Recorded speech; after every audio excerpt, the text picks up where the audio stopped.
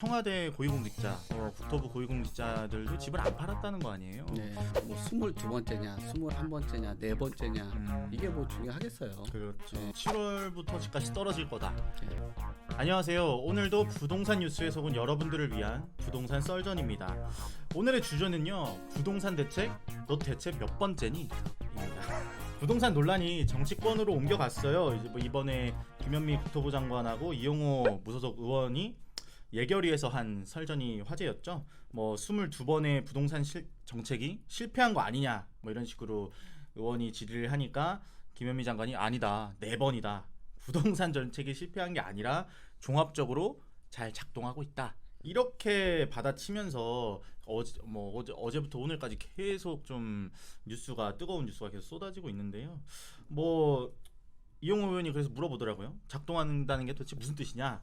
그러니까 아직 시행이 안 된 것들이 있으니 좀 지켜봐야 된다. 네. 7월 중순쯤이면은 효과가 좀 날 거다. 뭐 이런 말을 좀 했어요. 좀 어떻게 지켜보셨나요? 약간 좀 이거 말장난 같긴 해요. 어, 네, 뭐 22번째냐, 21번째냐, 네 번째냐 이게 뭐 중요하겠어요. 그렇죠. 네, 근데 결국은 22번이라는 이런 정책이 나오면서 이슈화가 되고 그게 더 가격을 집값을 올리는데 어느 정도 영향을 끼치지 않았을까라는 생각을 하는 거죠. 그 말씀 맞는 것 같아요. 이게 이슈가 계속되면 계속될수록 집주인들이 집값이 뛴다는 걸 더 잘 아시고 그 수요자분들도 너무 알아요. 뭐 집값이 떨어지지 않는다는 어떤 그런 기대감, 부동산 정책이 실패했다는 어떤 확신이랄까요? 매도자들은 너무 여유롭고 어차피 더 오를 거니까 더 받겠다. 약간 이런 시그널이 계속 가는 것 같더라고요. 네. 촘촘해야지 시장의 그런 반응들 즉각 대응한다는 걸 보여주기 위한 그런 거는 긍정적으로 평가를 해볼 수는 있겠지만 그 뒤에 발언이 조금 화를 많이 끌어올렸죠.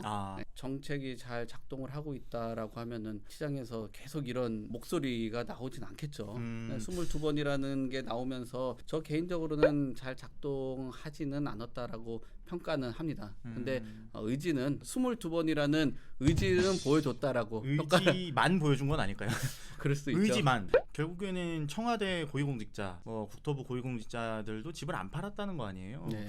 정책을 위반하는 사람들이 집값이 정말 떨어질 거라고 믿었으면 본인들부터 팔지 않겠어요? 제가 시장에서 많은 수요자들을 만나는데 처음에는 이런 대책들이 나올 때 솔직히 겁을 많이 먹었거든요. 그렇죠. 네, 근데 지금은 저 사람들도 안 하겠는데 과연 그럴까? 그러니까 예전처럼 어떤 대책이 나오고 그런 시그널만 가지고 시장에서 대응하지 않고 그 공무원들이나 고위직에 계신 분들이 행동으로 보여주지 못한다면은 시장에서는 따라가기는 힘들지 않을까. 그래서 뭐 김현미 장관도 나와서 조금 아쉬운 부분이 있다라는 게 그런 것 같아요. 만약에 그런 분들이 주택도 매도를 하고 정책도 4번인지 뭐 22번인지 모르겠지만 그게 뭐가 중요하겠어요? 네, 그게 중요한 건 아니겠지만 그게 같이 이루어졌다라면은 시장에서는 어느 정도 반응을 했을 것 같은데 역시나 조금 무거운 자리에 있는 만큼 행동을 했을 필요가 있겠다.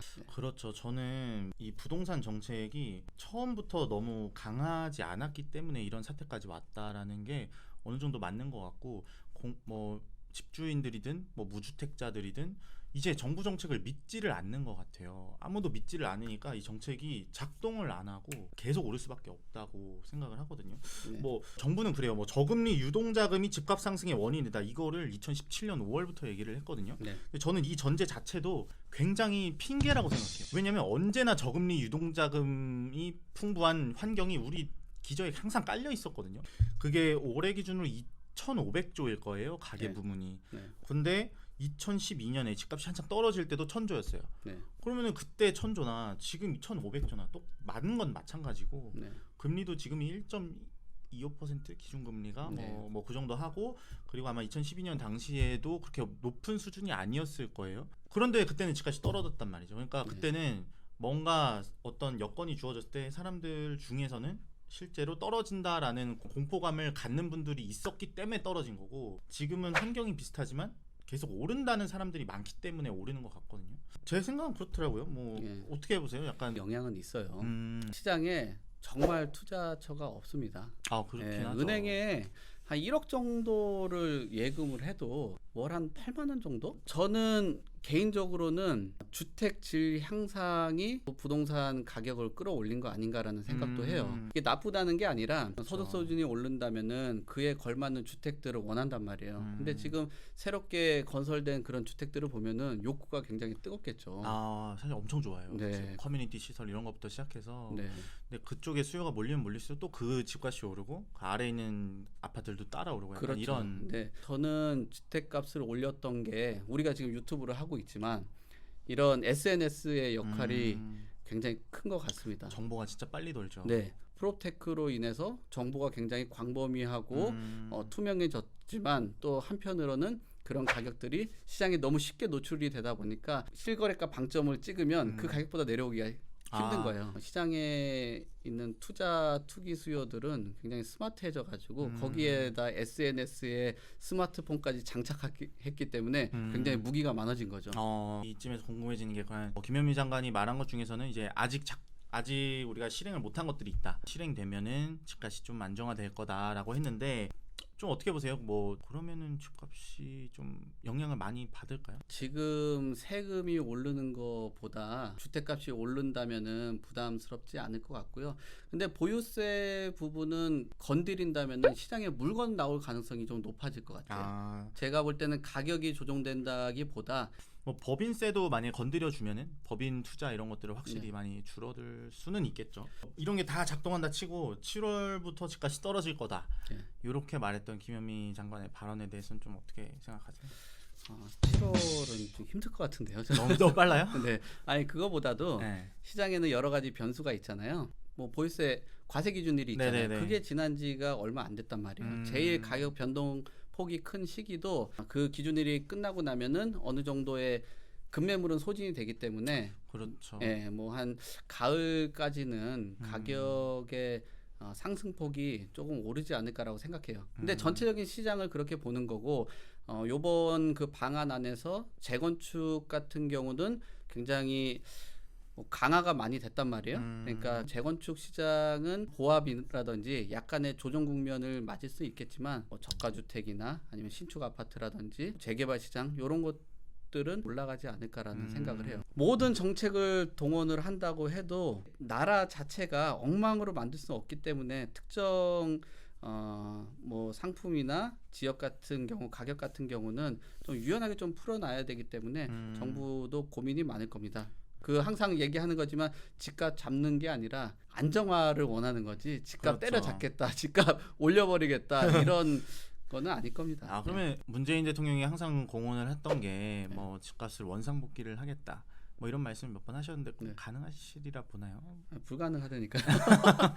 그러면 지금까지의 정책이 실패했다고 보나요? 아니면 실패한 부분이 좀 있다고 봅니다. 저는 이번 정부가 긍정적인 평가는 굉장히 많았었어요. 총선 전에도 항상 부정적인 평가가 많았던 거는 부동산 같은 경우는 부정적인 거예요. 어떻게 보세요? 저는 대단히 실패했다고 굉장히 네. 지지하셨던 분이 저는 아직도 지지를 하는데요. 네. 뭐 이쪽에 기자 일을 하고 있어서 그런지는 모르겠는데 대책이 너무 약했고 그리고 정부 부처 간 의견 조율이 제대로 안 된 거예요. 그리고 국회 공조도 뭐 여야 간의 어떤 대립이 있었기 때문에 불가피했다고 치더라도 아직까지 뭐 2년 전에 내놨던 대책이 아직까지 실현이 안 됐단 말이에요. 되게 센 대책이 나와서 사람들의 기대 심리를 아예 꺾어버렸어야 되는데 그리고 이번 정부 정책에 대한 지지 진짜 집값이 떨어질 수 있겠다라는 그 시그널을 줘야 되는데 그런 시그널을 하나도 못 준 거예요 지금까지. 부동산 정책에 대한 국민들의 신뢰가 너무 떨어진 상황이어서 실수요자가 더 어려워졌다. 근데 체감하시죠? 저는 그 말이 너무 맞다고 생각하는 게 정부도 어쩔 수가 없을 거예요. 지금 가격대에서 실수요 자체도 제한하지 않으면 안 되는 거예요. 너무 수요가 많기 때문에 투자 수요에다가 실수요에다가 너무 많기 때문에 실수요 중에서도 일부를 제외해버려야 되는 상황이 됐다고 봐요. 오늘도 제가 뭐 잠실 이쪽에 르포를 갔다 왔지만 지금은 30대 40대들이 정말 열심히 집을 사려고 지금 아니면 늦다는 생각을 가지고 집을 사려고 하다 보니까 근데 이 사람들도 어느 정도 제한하지 않으면 답이 없는 거죠. 제가 시장에서 만나는 분들이 대부분 우려하는 게 30대 분들이 일단 첫 번째는 재건축 규제가 많다 보니까 공급량에 대한 위축을 되게 우려를 하고요.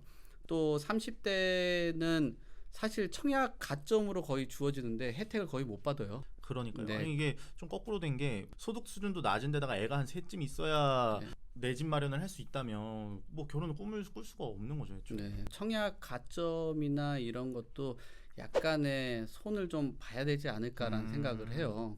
우리 김재환 기자님께서도 약간 진보적인 시각을 갖고 계신데도 이런 불만도 많고, 저같이 약간 보수적인 성격을 갖고 있는 사람은 시장의 규제가 너무 많은 거 같고, 그러니까 양쪽에서 뭐 양쪽이 요구 사항들이 불편한 많으니까 그 부정 평가가 높을 수밖에 없어요. 아마 정부의 바람은 그걸 거예요. 집값이 좀 떨어지면 사세요라는 시그널을 계속 보내고 있는데 집값이 떨어질 것 같지가 않으니까 수요자들이 계속 달려드는 거죠. 최근 부동산 논란이 정치권으로 간 거에 대해서 한번 얘기를 나눠봤는데요. 저는 그런 생각도 해요. 정부가 좀 인정을 하고 넘어가는 게 어떤 정책이 실패를 했고 지금 상황이 어떻고 정확히 진단을 해주는 거예요. 뭐 14% 올랐다 이런 얘기 하지 말고 정확하게 진단을 하고 시그널을 명확히 강하게 주는 거죠. 정부를 믿는 사람들에게. 지금 대권 지지율 1위가 누구죠? 이낙연 전 총리죠. 그분 보시니까 실수한 거에 대해서 즉각 바로바로 사과를 하시더라고요. 그렇죠. 그게 실수한 거는 바로바로. 네, 그게 지지율을 높이는 요인인 것 같아요. 맞습니다. 그러니까 아마 이런 지금 국토부라든지 정부에서도 실수한 부분이라든지 집값 올리는 거에 대해서 약간 사과라든지 어떤 해명을 조금 더 부드럽게 한다면은 네. 정책에 대한 지지를 더 받지 않을까.